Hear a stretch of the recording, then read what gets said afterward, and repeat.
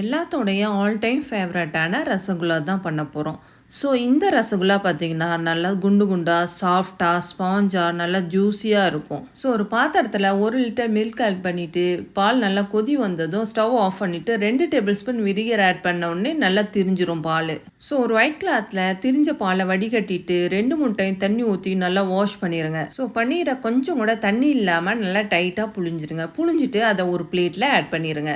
So ஒரு 5 மினிட்ஸ்க்கு நல்லா அழுத்தி பிசைஞ்சிக்கோங்க. நம்ம சப்பாத்தி மாவுலாம் பிசைவோம்ல அது போல்.